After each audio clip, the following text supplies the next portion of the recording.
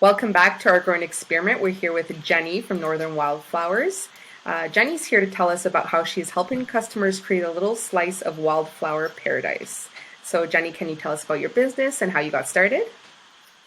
So I own a business called Northern Wildflowers. I started the business in about 2012, so a little over 10 years ago now. And really, the idea was to fill this need to supply wildflower species to northern gardeners. At the time, I was growing plants for sale. That's how I started, and I was doing markets and events and that sort of thing. And then slowly over time, just realized that there was also a need for seed, and seed was so much easier to ship, and I could do a lot of species by seed. And so there was this great opportunity there. And so we switched to doing seed rather than plants about 5 or 6 years ago. And we do, about 45 varieties of wildflowers. We do seed mixes. And then we also, 2 years ago, started working on this line of 100% farmer grown vegetable seeds. And so we launched that line this year as well. And we work with about a dozen contract growers throughout the country who grow those varieties for us. So we've grown into, we've changed a lot over the years and just kept evolving. But yeah, we're about a little over 10 years in now. And so, what was the impetus for getting into selling plants in general? Like, why'd you get into start selling plants? At the time, I was working at a science center in town at Science North in Sudbury, and I was doing some programming on like ecologically friendly gardening practices, and so it was a really popular workshop. People really liked it, and it was really full, and we had so many gardeners who were just really keen to include wildflowers in their gardens once they understood the value for wildlife. But at the end of the workshop, I was sending these people out to sort of, get started and to follow through with these great plans we had made to include wildflowers. And they just didn't have a source for plants or seed.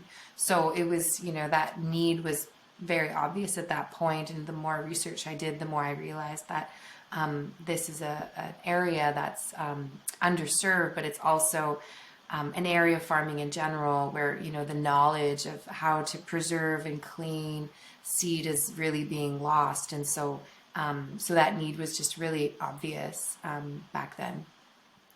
Yeah, because the variety of seeds that you're getting from the plants that you're getting, the manner in which you're harvesting the seeds from that is not like typical as it would be for, say, a vegetable plant or something like that, right?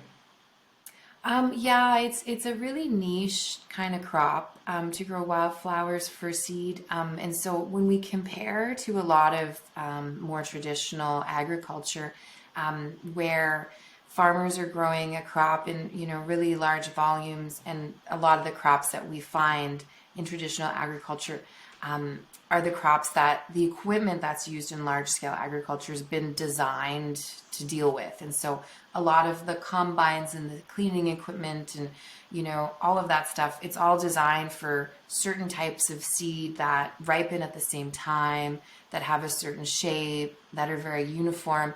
And wildflowers, perennials in general, often aren't like that. So maybe 1 week 10% of a plant seed crop will be ripe, and then the next week 15%, and then 2 days later 5%. And so it's a very manual crop to deal with, and that large scale equipment is just not, it doesn't address how you collect and harvest that crop. So a lot of it is done by hand. We deal with a lot of species that don't tolerate field growing, so they don't tolerate like a monoculture type of growing. So we have a lot of crops that we have collectors who wild harvest them for us. And so it's just a really like niche crop in general to deal with.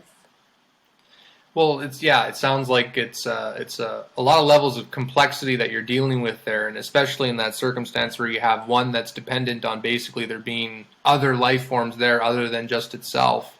It suggests a sort of dependence in that, and then there might be, one would think, something that that plant's going to add to its environment that you wouldn't otherwise get. That's particular to its nature, right? Oh yeah, there's all kinds of like cool relationships with natives. You know, most of them require an animal pollinator. Most of the stuff we deal with, and so you know, for some of them, it's like a specific kind of sweet bee, or it's a specific bumblebee, or it's ants. You know, really, really specific relationships, and then having these plants in the environment definitely changes things because now you're attracting all kinds of other insects that might be like beneficial predatory insects that we want in the garden, or you might have plants that fix nitrogen, or that increase mineral availability in the soil. So there's like all of these complex relationships happening with these plants because they're the plants that the wildlife in our area and the soil biota has a relationship with. So there's all these really cool things that happen once you add them to an area. Yeah, and it makes sense. I mean, like you're dealing with plants that are they're native to the area, right? And it makes sense that they're going to have all of the necessary things for the attractors of these other species. And it might not be that, like, the particular species that you're inviting into their garden, it's not like it's their job to say help pollinate the particular plants in your garden. But if they're there for what they go there for, like something that they're used to, and there's an excess of, say, pollen or flowers or whatever else, why wouldn't they stop at the buffet and help sort of pollinate the rest of the stuff you got? Yeah, I mean, in general, there's usually, you know, less plants to pollinate than there are available pollinators. You know, generally in a good, healthy ecosystem, pollinators don't have to travel very far. But oftentimes, you know, especially when we get into urban environments, you have pollinators who are really like traveling to the max of their range that they'll forage. And in a good, healthy ecosystem, you've got nectar sources in spring, summer, and fall that are, you know, more than abundant. And so yet in the urban landscape, definitely, you know, all of those things are getting pollinated for sure, you know, if you've got pollinators around. That's kind of interesting too. It makes me think that if pollinators are having to travel that far, like one thing you would probably want to incorporate into like future urban planning is definitely incorporating the capacity for having more of these pollinator species, right? Yeah, it's kind of like this like chicken and egg thing where having more plants for pollinators attracts more and creates like a good environment for a good population. So you sort of like, you know, like having the plants there keeps them there, but it also brings them there. And, you know, having a few in the neighboring area creates like a population that can kind of spread when it comes to so it's like they're both like kind of need each other, and that's become these what often is referred to as like pollinator strips or like wild stands or pollinator meadows have become a lot more popular in urban planning where planners are, you know, they're looking at a whole urban area and going like, okay, like how do we connect this? You know, we've got these like public parks that have, you know, pollinator stands, and we've got, you know, this monarch way station here. Like, can we connect these? And people are thinking along those lines, and they haven't really done a lot of that in an urban, you know, way of saying like these places where people live are also habitat, and that's like a newer way of thinking, and it's really important because so much space is taken up by, you know, by residential zoning, and that's important habitat too. We've always thought of it as like aside from it, but it is part of it, and it should be, you know. Well, yeah, it makes it it changes the idea. Like even like so, us having the sort of concept as of nature as being something separate from us and separate from civilization is an idea that I think maybe is worth reconsidering because you can't get out of nature, right? We're still living in nature even if we do have these sort of city constructs around us. And we have to be kind of mindful that we are displacing things by living where we got to live. Now, that's not to say you don't build houses and stuff because well, we have a need for people being housed. But on the same hand, on the other hand, rather, you got to make sure that you help out the cohabitants, right?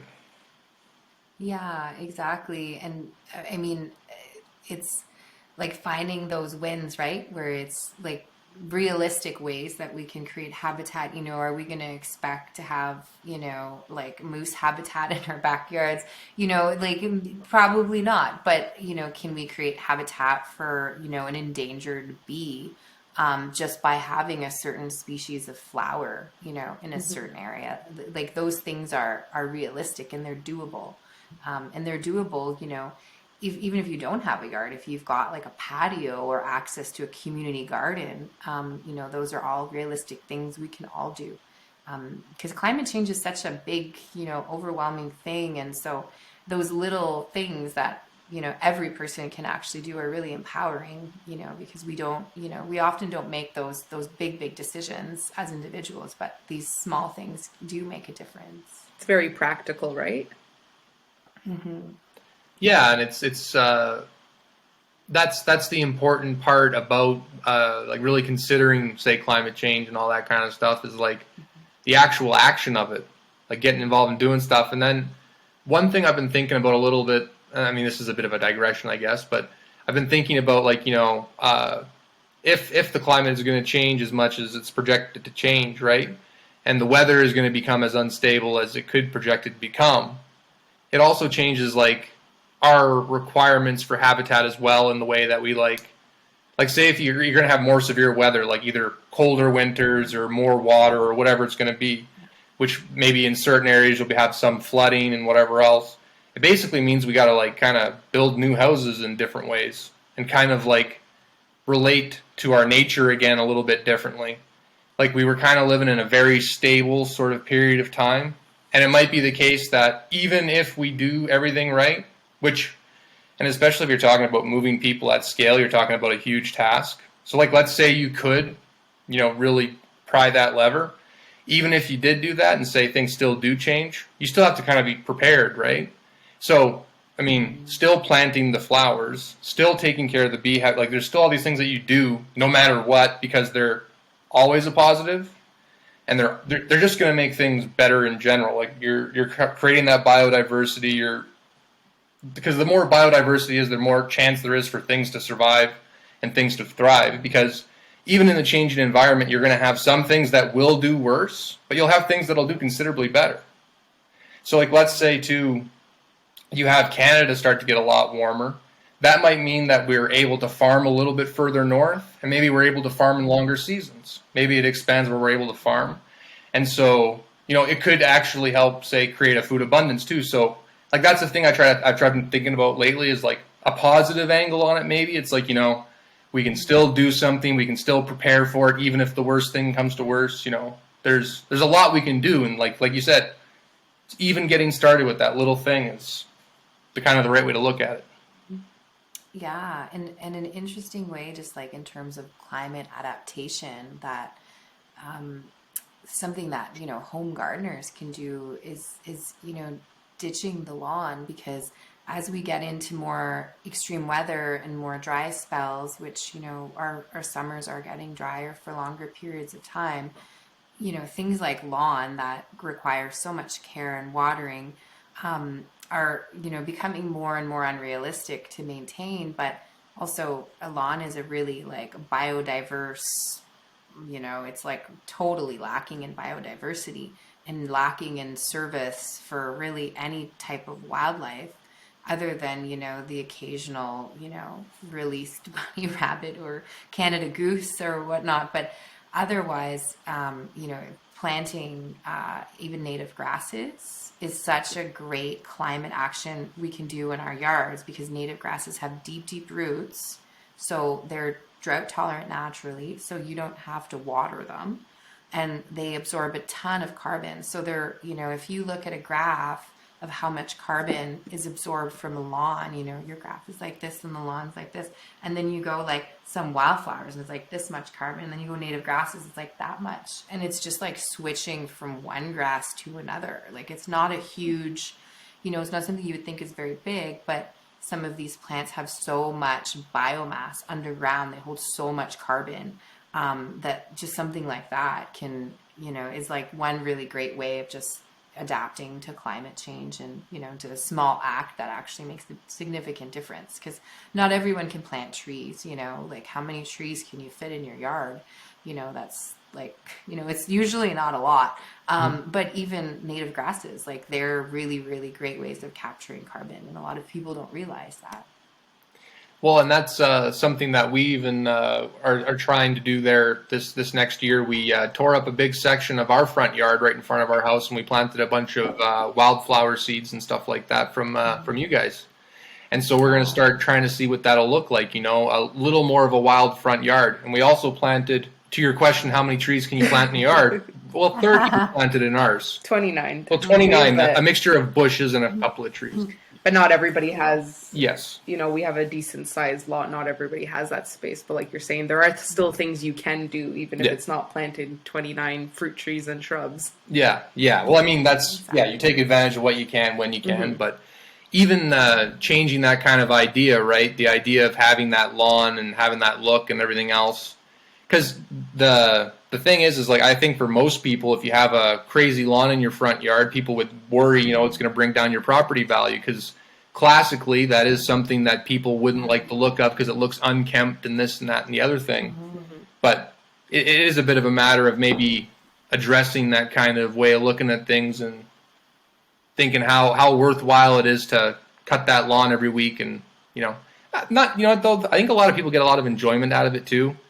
Like, I know especially a lot of older dudes. Yeah, we live in a neighborhood that's like an older neighborhood, so you see you see lots of older gentlemen mowing their lawns and doing lots of busy work outside, which is good. It's good for them to keep moving, but we don't really like that kind of work. We're too busy with the gardens, so we're trying to kind of get rid of the lawn, but we're trying to do it strategically. Like Jordan said, we don't want to, make it so that everybody like looks at it and like, what the heck are they doing, right? We want to make it appealing so that other people think like, oh, maybe I could do that. So it's a phased project. Well, it's kind of an experiment kind of thing. You got to try it out, right? And no one knows what it's really going to look like until someone does it. And then even say the first iteration we do, we think, it's kind of overgrown here, and maybe we could put another patch here, or we could change this here, and then eventually it looks nice, and people think, oh, wow, like that's like wild, but also ordered in a way. Like it doesn't look crazy. It's just, it looks sort of like a nature thing. Yeah, exactly. Well, there's definitely like a practical application for lawns, right? It's, something that like we know how to take care of, right? Like as a society, we understand the lawn, even though it's not natural, we just like have come to understand it culturally. And, it gives us this feeling of, like, okay, I've done what I'm supposed to do with the landscape here. This is acceptable. And a lawn can be really, practical, if you're doing a lot of, trampling, right? It's one of the few trample resistant ground covers you can put in. But there's also the other side where, there's a lot of people who like don't care for cutting their lawns. They don't want to spend the time and the money. But then there's that like social pressure, and I think as a society, we just need to be open to just like not expecting that of our neighbors, that, it's okay if it's not the perfect lawn we're used to, because now we know that doesn't do anything for our environment, and for a lot of people, it's just like, a bit of a make work project, but it's just like come to be this thing that we all feel we need to do. And more and more, you're seeing, I see it, all the time driving through town, where I'm seeing more and more yards where they're just doing like cool, creative perennial gardens of different things instead, because at one point, the lawn came into fashion. At one point where it was like to show that you were affluent and to show that you were elite, you grew a lawn instead of food, because you were showing that you didn't need to grow your own food because you had the resources, you had the means not to. So it's this like status symbol that's just become entrenched in our culture. But if it's not serving us, then, I think we need to be okay with just like doing other things, it's your yard, you should be able to just like have fun with it. And, That's interesting that when you were bringing that up, it kind of made me think of how much of it is a social signaling thing in a lot of ways. It's like you're letting everyone know, like, hey, we're all kind of doing the same thing you're doing. We're all kind of, this is how we keep our lawn. We're a Yeah, community. This is what we do. And yeah, it's a lot of that. And then you do have the sort of perceived notion that if you don't take care of it, that there's something slovenly about you, or you don't care, or whatever. And so that becomes the sort of difference, right? Where, like, I kind of get it in a way, because it's almost like I do see, like, if I'm trying to give credit to the lawn in some way, right? I do see kind of like, we're all trying, like, it's sort of like shows that you care, maybe, where you could show. Now, of course, now if you think it out and you reason why you're doing what you're doing, you can say, well, actually, it's better for the environment, and then I don't have to cut my lawn all the time, and, like, but you got to kind of, like, I can kind of see both ways of it, but it's like, it's really, what's the main priority? Is it the signaling that you're a part of the group and we're doing the thing that we've always been doing, or is it I'm doing a new thing which I think might be better for us collectively? yeah. And It's hopefully others interesting. think Like the same thing, and it could be the new Yeah. thing people do. Who knows? it could be the new thing. And I've seen lots of really creative ways that people are sort of like communicating what they're doing.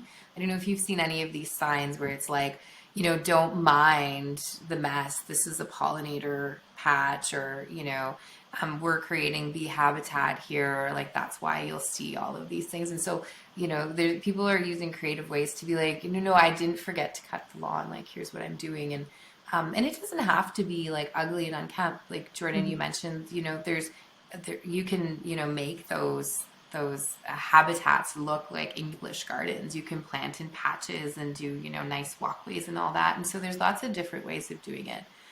But yeah, I think for people where like the lawn is not working for them, like it's just not something they want to take care of and invest the money and the time in taking care of. It's cool that, we're seeing lots of like other things that people are doing, and they're becoming more acceptable. Well, and I'm also thinking now with you saying that it lets like a new potential for like a new sort of asceticism, and like we're moving into like a hyper modern age, and that is sort of a more of a rustic feel. And it'd be interesting to see like how moving forward we'll kind of blend this cyber nature kind of thing together. Or I'm just thinking like maybe that would be aesthetically kind of a cool thing that brings a little life to the cold. Because like you ever think of like a sci-fi movie? It's cold, right? Tech. It's like you see like the sci-fi set. It's like everything's white, everything's like perfectly clean. It's sterile, right? Yeah. And the opposite with a living space is it's dirt. Like what is dirt? Dirt's a bunch of decomposed dead things that living things are eating, which is it's now living still. You know what I mean? So it'd be kind of interesting to see how we go forward with that, right? Because we're becoming more technological. We're becoming more oriented in that with all of our communications, all of our interactions.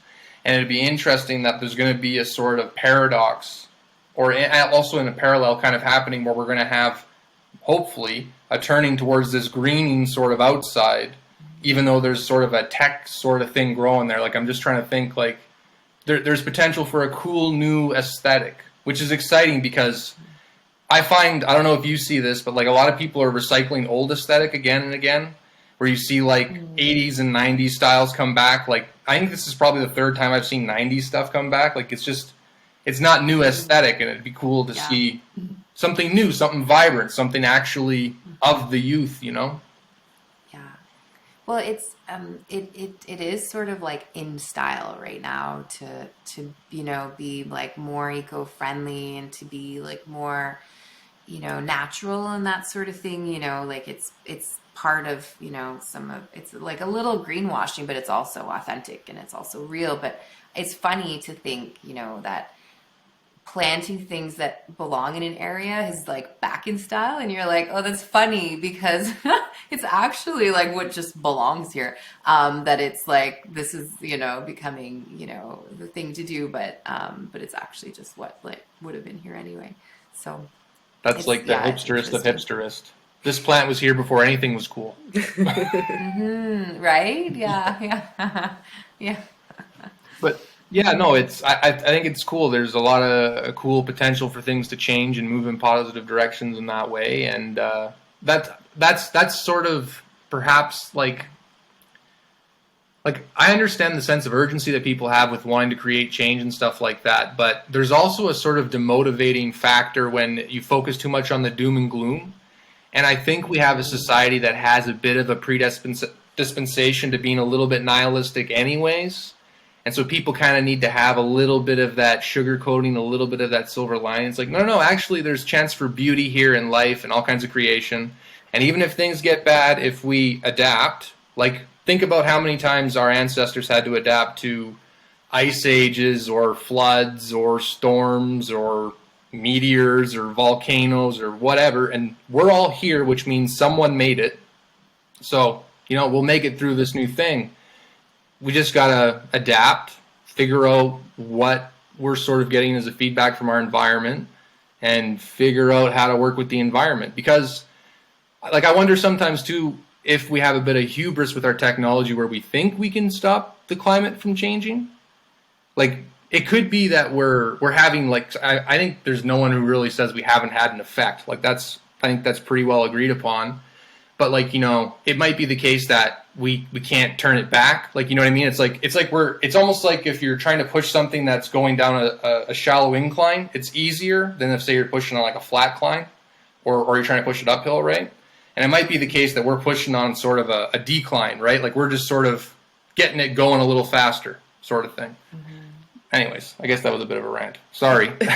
No, I'm so interested in all that stuff, all of the human population projections and climate change and the history of our civilization and the history of the of humans as a species. It is really interesting and something that might blow your mind. And I'm not saying in any sense that climate change isn't serious and isn't a really big deal, and it is. It's the biggest challenge that modern humans have ever faced, and it's huge. But there's some newer projections, and they're not that new. They're a few years old, but there's some newer projections that show that we should actually be more worried about underpopulation. That right now, the projections are that humans are more likely to disappear just from underpopulation than anything else. That by 2050, China has such an aging population. They have so few young people, and same with a lot of Europe and Japan. And it's the projections are really scary in that sense of, not that we just need more things to be afraid of, but that, we have such a huge aging population and our workforce, is shrinking. And it's how are we going to keep all of this going with fewer young people all the time and, more older people to take care of? And so there's just some really interesting projections that are saying that we actually might run out of people before, and not that the climate isn't going to keep getting worse, things will keep getting harder and all that, but that we've always worried about overpopulation, but it's underpopulation is actually a really real potential issue. So it's interesting. Anyways, who knows what's going to happen? Well, that kind of points out an interesting parallel that we sort of see as baby being gardeners, right? In the garden, more life begets more life, right? Life carries on life. Everything's all dependent. It all kind of leans on each other in this sort of circle or web or whatever sort of picture you want to draw for it. And that totally makes sense, especially when you consider here in North America, the boomer generation, right? And we have basically what amounts to an inverted population growth pyramid. And I hear more and more the youngest generation, the Gen Zs or whatever, the people who are coming into their 18s and 20s now, they're not really having relationships at all compared to the generation before them. And they're not very interested in that family thing and having kids and all that other kind of stuff. Oh, right. And so, that's an interesting thing to point out as being a potential problem that we're going to have in the future, because like you said, we so much focused on it being the other way. And the example you pointed out being China, where they had in law their one-child policy, right? Mm-hmm. And so, that's a big part of why they have the population they have now. And then if you look at the disparity between how many males they have and how many females they have, that's a huge problem too. And you look at the aging population, so we have hugely expensive social services and an ever-growing population that's going to be more dependent on them as they age, because as you age, you require more help. right? And so we have all of that, but we don't have the young people here who are invested in careers, paying into these social services to take care of these people as they got older. So yeah, that's a problem, because like then what you have to do to some degree is you have to rapidly increase immigration, like a big time, or you have to figure out a way to get people to have way more kids. But then you have the problem of rapid inflation. You have people kind of freaking out about a climate crisis, and you'll hear people say all the time, or at least I do, and maybe I hang around pessimistic people, but you hear people say, I don't want to have kids because basically the world is ending, or things are so bad or so uncertain that I can't justify doing it. Or it might be the fact that also because we live in like this hyper-modern society where there's so many things to do and so many different ways that you can interpret yourself as having a fulfilled life, that you don't necessarily see the value in having the children yourself, right? And it's a huge commitment, it's a huge responsibility. So it's interesting because it calls into question a lot of the different things about our culture and where we're going, and if the culture continues in the sense that if our problem is going to be that basically people in general all over the world aren't having enough people, then all people go away. That's all cultures. They're all gone. And that's not good. So, you got to kind of like, I don't want to be the look at the pessimistic angle of it too, but because actually the lining to that is when once you see a problem, you can talk about it and address it and be like, well, what's going on here? And why is this? Yeah. Is it ultimately good? Is it ultimately bad? Is there something that's correcting? And then when it's less scary when you can touch it a little bit, right? Yeah, and I mean, like another silver lining. I mean, we talk about pollinator habitat. There would be a lot of pollinator habitat, right? Like that would be an issue. But it is interesting, right? It's really interesting how, in any culture where women are given the choice, choices over their, managing their reproduction, they do have fewer kids, and they, have fewer kids, and they take better care of them. And so it's like, okay, we're moving that way for a lot of the world where women are having more options and an ability to decide like how many kids they actually want. And it's like, okay, well, if every couple has it's like 2.6 kids, then you replace yourselves. So like on average 3 kids, but we know that like that's not really in Canada. That's not the average either. That's not the average in most of the world. So it's a really interesting. It's a really interesting like place to be, the thing to be looking at as like adults right now in 2023 going like, okay, what is this going to look like, for our kids, and, like which way is this going to go? And it's interesting.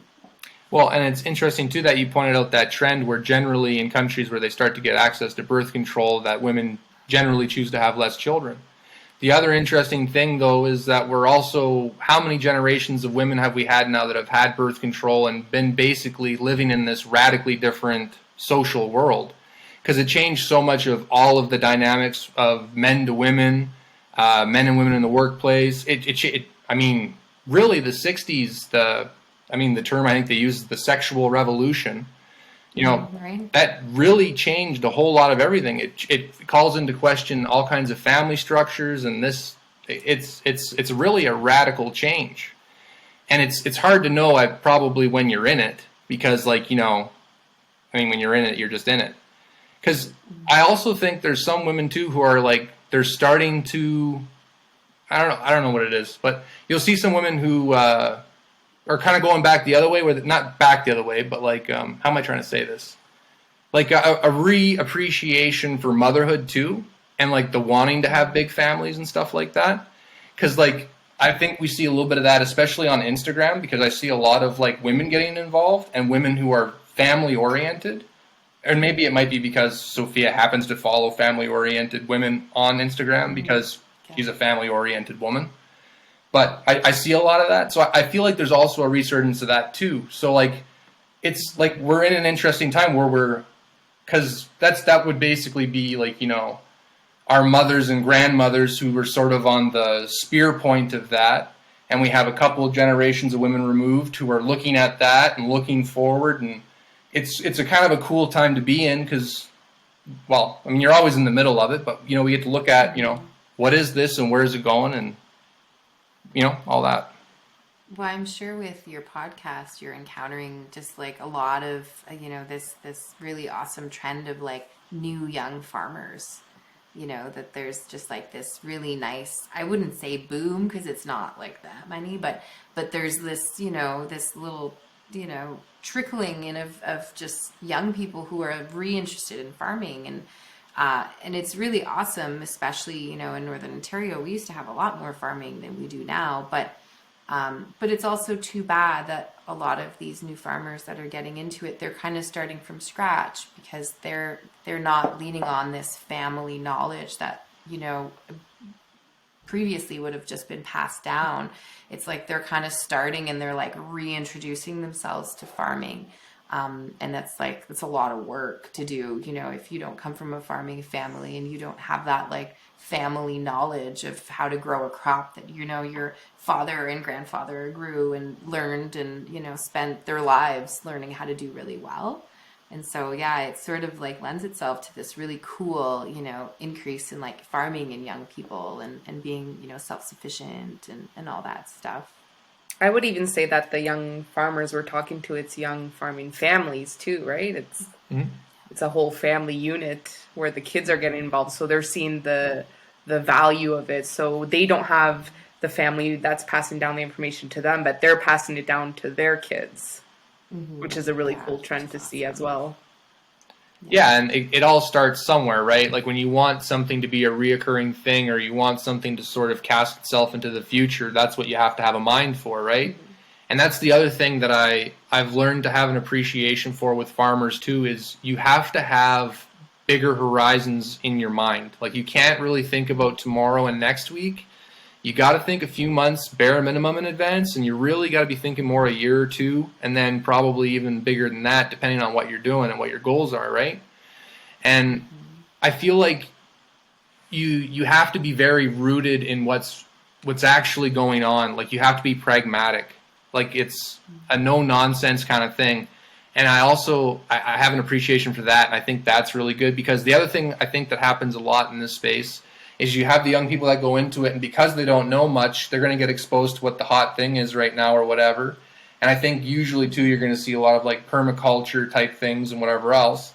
And that's really good, but depending on what you want to do, like say if you go into it thinking, oh, I'm only going to do no-till, I'm only going to do this, and then you start getting into practice and you're like, well, how come I'm not getting a good harvest? How come I'm not getting this? And then you got to kind of integrate some more tried and true traditional sort of things and then mix that in with your permaculture until you can get kind of going with that. But it's kind of cool because then we have something new that has the potential to start there too. And Yeah, I think the key in that is even just understanding soil health as a starter, right? And yeah, understanding all of that, like even just how you're talking about the wildflowers, what that brings to your soil changes the composition of it completely, right? So then understanding that, you know what you're working with as well. Yeah, I think that's one of the beautiful things about farming is it's like there's no one way to do it.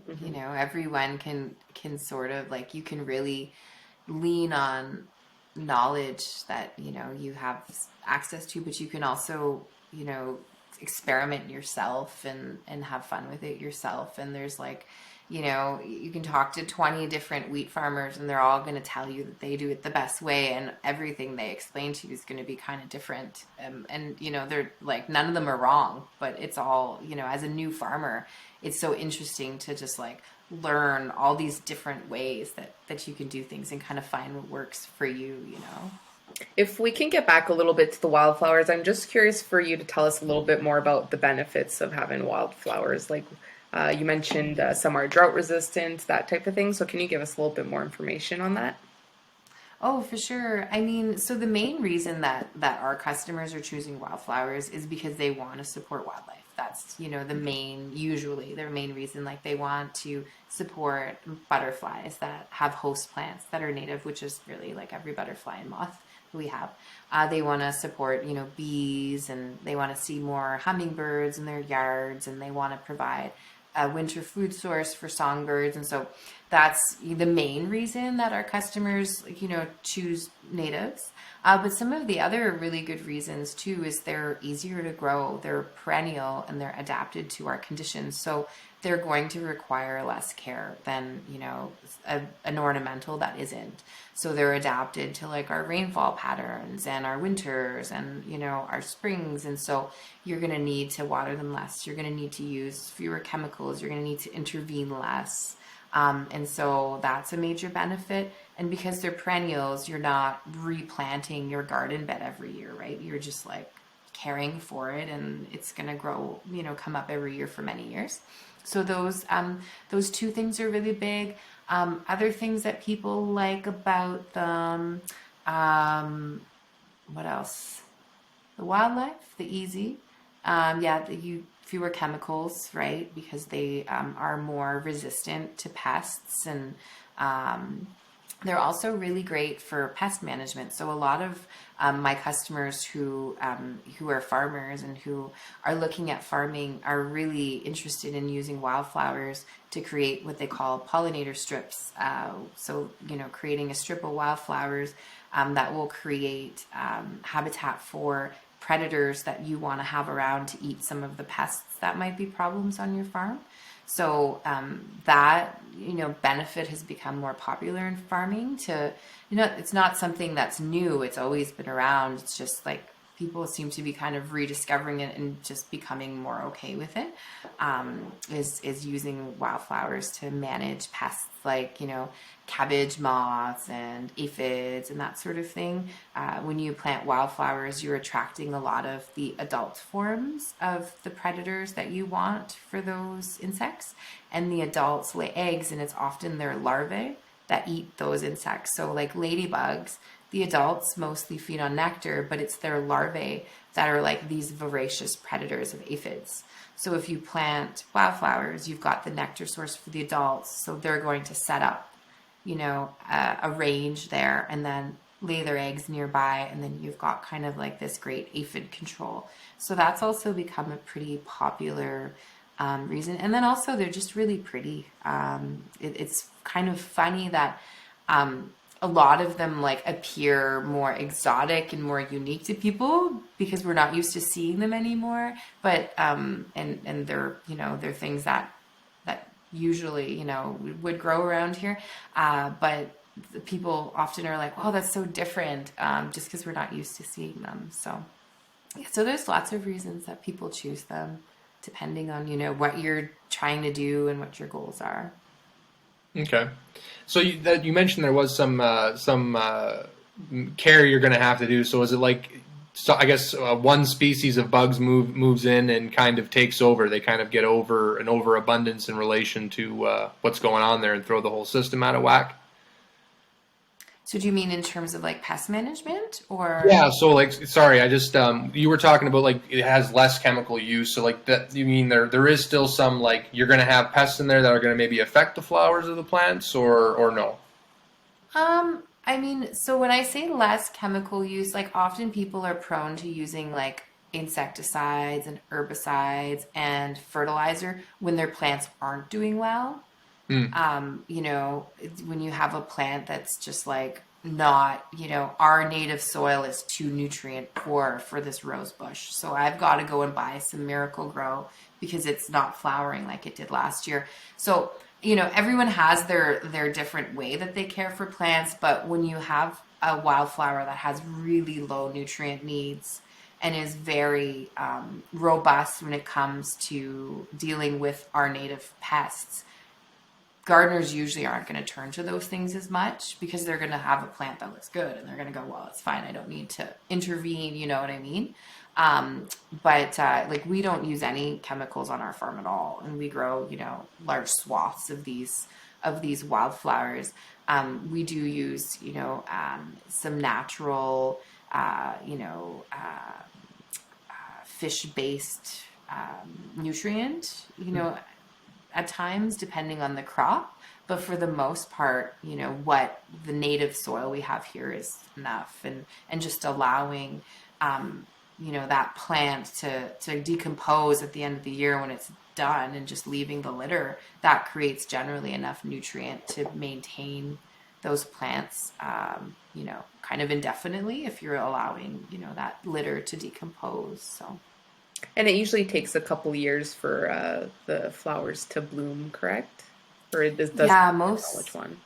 most wildflowers will need about 2 years to bloom. Not all of them, but most of them, because they're long lived, and because of our climate and what it takes to survive our winter. Most of the varieties that you'll see will spend the first year just dealing with establishing really strong roots, and so they'll put like all of their energy into the underground growth, and you really won't see much above ground, but that's what they have to do to have the roots they need to survive our winter. And then the following year, you'll see the energy go into, taller plants and flowering and seed production. Okay. And what can you tell us in regards to the benefits of having pollinators? Because you're saying the benefit of having wildflowers is to have pollinators. So what would be the benefits of pollinators? Yeah, I mean, there's a lot of them. So, like, if we're talking about food production, 80% of what we eat is pollinated by an animal. So that's huge, right? Like that's a really, really big deal. The only things we eat that aren't dependent on pollinators are wind pollinated things like wheat and corn. Really everything else. Like you think of all of the fruits and vegetables that we eat, they're all dependent on insects. So that's a really big deal. And we really see like what can happen when that goes wrong in certain parts of the world where pollinators have disappeared. Like there's areas in Asia where regions that were traditionally really, really great regions for growing fruit, where there's huge orchards, have just had this like disappearance of pollinators because of environmental pollution, just like air quality issues from neighboring large cities. And you've got farms where, farm workers are climbing up on ladders and with a paintbrush, they're like hand pollinating every single bloom on fruit trees. And, that's like, that can actually happen. And it has happened and it's happening. So those are really serious things that we need to consider. So there's one reason just in terms of food production. The other is just they're such an important part of food webs anywhere. There's more insects on the planet than there are anything else, and there's mammals or anything, and so they're the base of just about every food web that we have. And so they may also be pollinators, but they may be food for all of the birds that we're used to seeing, or a lot of the amphibians and reptiles that are in a certain area. So they're like, one of the building blocks of all of our food webs. So that's a really big deal too. You reminded me of a story, which is kind of a digression, but it's on topic. So you talked about in China they were hand pollinating, and it kind of reminded me of a story. So back in like Mao's time, they were having issues with these sparrows, and so he decided they wanted to get rid of all the sparrows. And so they had people out in the fields, and anytime a sparrow would land on a tree or land on a perch, they would have to go out there and like chase it off. And so basically they killed off all of these sparrows by not letting them land ever. So they exhausted themselves and died. But then what happened was the year after that, these sparrows that weren't there to eat all the bugs that normally the sparrows ate, well, those ate all the crops. And then you had like huge starvation and food shortages because, well, you totally took a huge pillar out of the whole ecosystem there. Like took that little balance out of there, right? And then the whole thing falls apart really quick. Because that's your pest control, right? And that's a similar role to say what your native plant species are doing, but it's a higher order of that, right? Oh yeah. I mean, you need all those things, and they're they all have cycles that correspond with something else. Like if those sparrow numbers were like huge every 7 years, it was corresponding with like an influx of some pest, right? That they were providing the service of eating. We had a similar. Well, I mean, there've been a few similar examples in Canada, but a really similar one is the passenger pigeon. We had these ginormous flocks of this pigeon in Canada, and it was a wild, well, not just Canada, North America. And the flocks were so big that, the stories are that when they flew overhead, they just blocked out the sun because there were so many of them. but they were a problem for, farmers. And so they were pretty much, well, they weren't pretty much, they were totally eliminated. But those, those birds were also eating a lot of insects that were otherwise, causing problems for our crops. And so, these things happen again and again, kind of all over. But it's like these, there's for every prey, there's a predator. And so if you take something out, you're throwing it all out of balance. So. Well, and that too reminds me of there's trends now where you'll see, like, say maybe 10 or more years ago, they had people who were doing bear hunts, like spring bear hunts, and they got rid of it because people didn't like the idea of hunting bears and stuff like that. Problem though is then now the bears move much closer to human populations because it's closer to food, and their population totally explodes, and then you have bears who are coming into contact with people, which puts all kinds of people at risk. And then if you have farms in the area, you're talking about livestock at risk and losing your crop and stuff like that to black bears and whatever else. So then what you got to do is you got to kind of step back in. So that's where it's like, we're a part of the environment. We can't like dream up a world where we don't have human and natural interactions. We just got to figure out a way to do it in like the most congenial, harm conscious sort of way. Mm-hmm. Like, all right, like we're part of nature. Like I have a little apprehension with how easily people adopt an idea that we're totally separate from nature. And like, I don't know, I feel like we have to realize that we're a part of nature and realize how to integrate with it properly. And I understand why we separate ourselves from that. Like, I like history, and so I always think about, like, if you think a couple of 100 years ago, someone living in a situation where if their crops failed that year, they starved to death. And now we have a world where you have, like, on-demand heat, you have on-demand air conditioning, you have a freezer full of food. Like, it's just, like, it's nothing. I don't know of anyone, well, I mean, it's not like people don't starve, but for the most part in Canada, say, really nobody starves to death. Like, we don't have massive starvation. Like, where a couple 100 years ago, there was probably, 5% of the population that would starve out in any given year. Or if you had a bad crop, you could have more than that, right? So, we don't have that anymore. I got lost where I was going with that. I get ranting sometimes. Yeah, you lost me too. I don't know. Anyways. I'm thinking, starvation